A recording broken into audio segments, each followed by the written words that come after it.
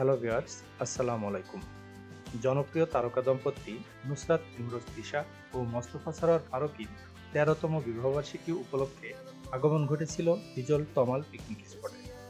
তাদের কাছ থেকে জানতে চাইব, ঢাকার আশপাশে অসংখ্য পিকনিক স্পট থাকা সত্ত্বেও হিজল তমাল পিকনিক স্পটকে কেন বেছে নিয়েছিলেন, সে বিষয়ে বিস্তারিত জানার চেষ্টা করব তাদের কাছ থেকে। ততক্ষণ পর্যন্ত সাথেই থাকুন। তিশা ও ফারুকের বিবাহবার্ষিকী উপলক্ষে হিজল তমাল পিকনিক স্পটের ভিআইপি জোনটিকে বরাদ্দ দেওয়া হয়েছিল সারাদিনের জন্য।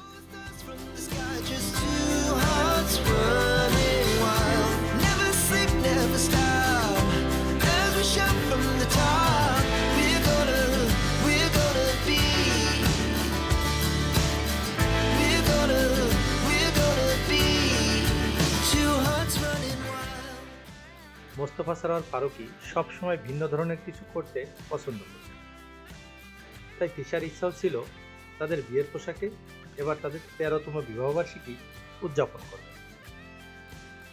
তাই তিশার ইচ্ছাকে প্রাধান্য দিয়ে তাদের বিশেষ এই দিনটি উদযাপনের জন্য বিশেষ পরিকল্পনায় হিজল তমাল পিকনিক স্পটে হাজির হয়েছিলেন এই দম্পতি। দিনটিকে বিশেষ করে রাখতে তিশা ও ফারুকী তাদের বিয়ের পোশাকে পুনরায় সেজেছিলেন।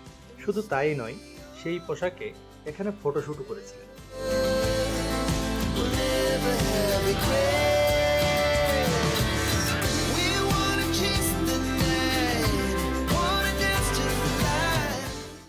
মোস্তফা সরোয়ার ফারুকী বলেন, এই জায়গার সঙ্গে আমার ভালোবাসার সম্পর্কের সূচনা যোগসূত্র রয়েছে।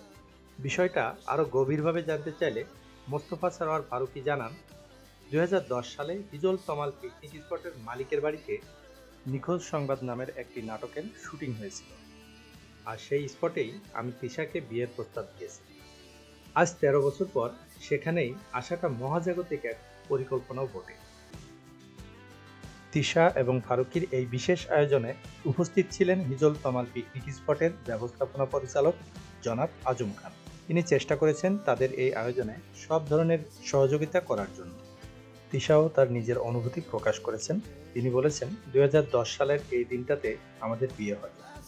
দেখতে দেখতে ১৩টা বছর পার করে দিলাম, তাই ভাবলাম একই পোশাকে একই মানুষের সঙ্গে আরেকবার বিয়ে হোক। জীবনে যোগ হয়েছে আমাদের একমাত্র মেয়ে ইলহাম, আর বিয়োগ হয়েছে সময়। বাকি সবকিছু আগের মতোই।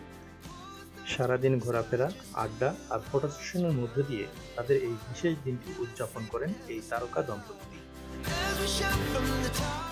সর্বশেষ তিশা এবং ফারুকী তাদের অনুভূতি প্রকাশ করেন।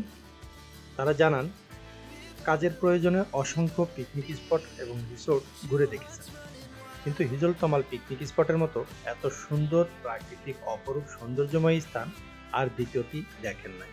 পরবর্তীতে আবার কোনো স্পেশাল ডেতে হাজির হয়ে যাব হিজল তমাল পিকনিক স্পটে।